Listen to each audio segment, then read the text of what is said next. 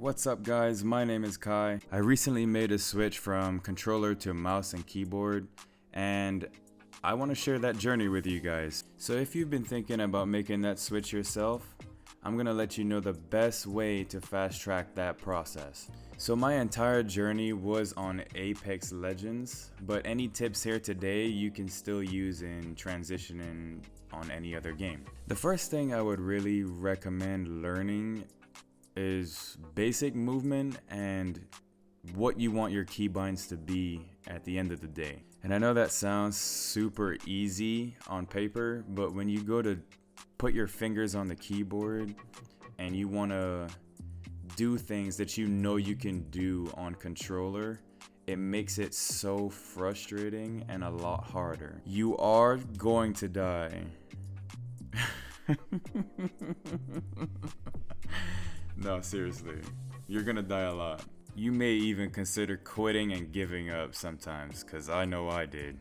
Just be patient with yourself, and you're learning, so just be patient. The firing range is your best friend. You need to live in the firing range. That's your best friend. You need to practice things like jump sliding, climbing into a window, strafing, pulling your gun out. There's so much to it that you just don't think about. Like even in this clip, I wanted to stem, instead I punched the air.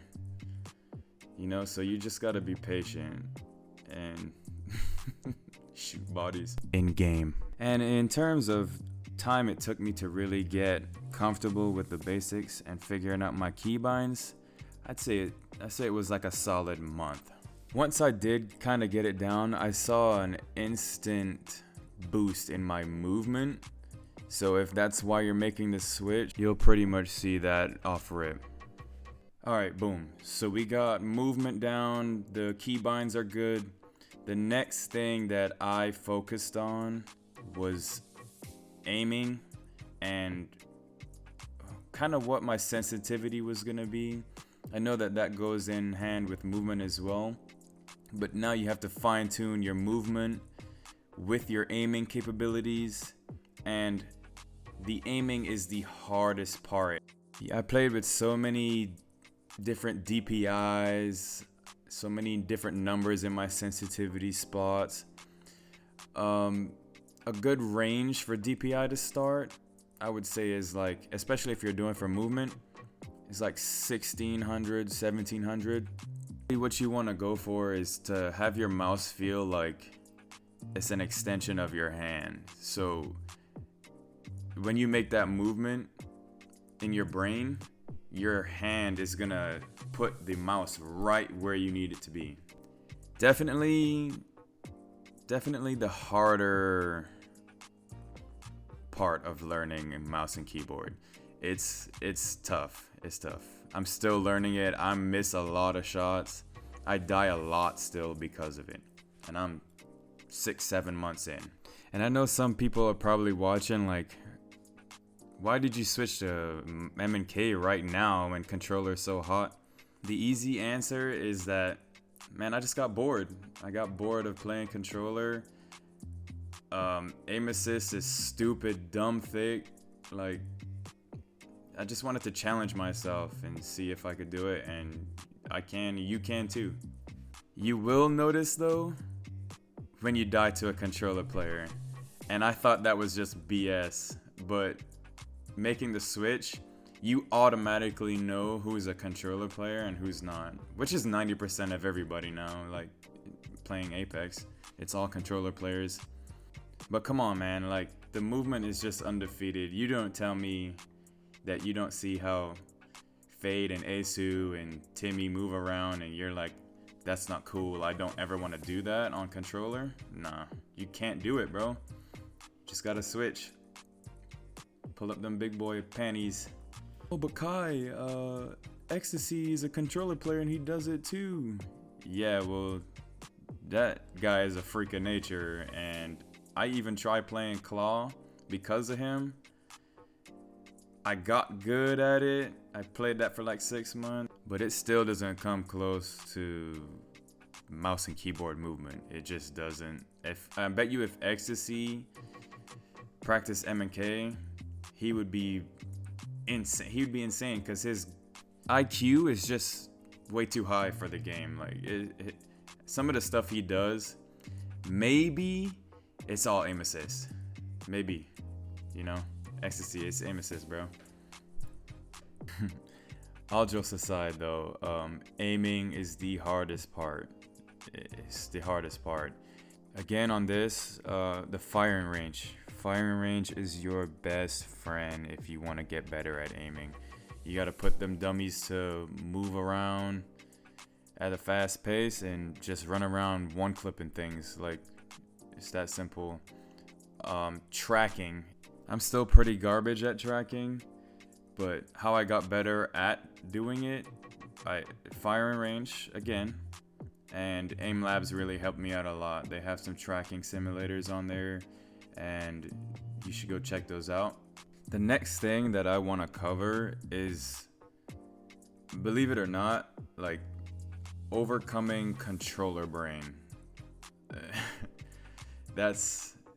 It sounds like I'm joking around, but controller brain is real, man. So for example, say you're fighting somebody and you're behind cover and you got the person weak.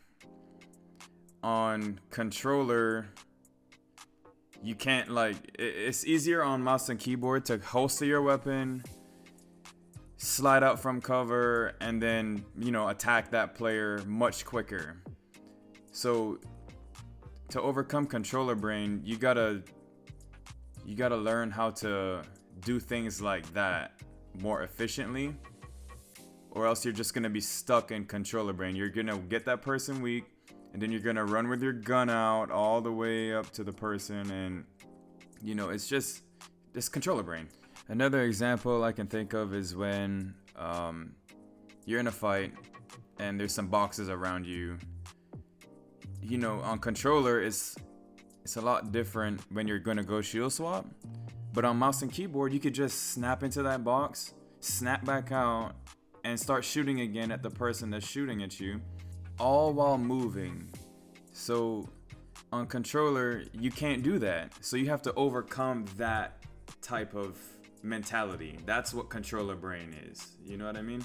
I'm gonna put some examples or a scenario of each example up so that you can see what I'm talking about. Alright, so boom. Laser that guy, holster, slide out, and then just destroy him.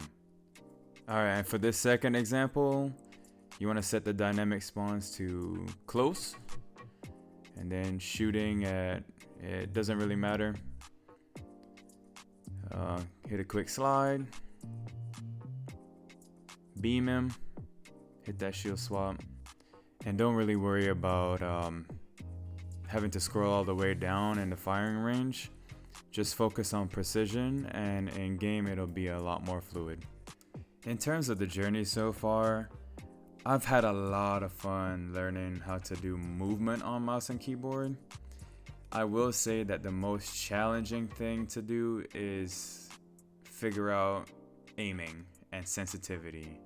Like 4 months in, I was still trying to figure out what I want my sensitivity to be, what's a good one for movement, what's a good one for aiming. Like, it's a process.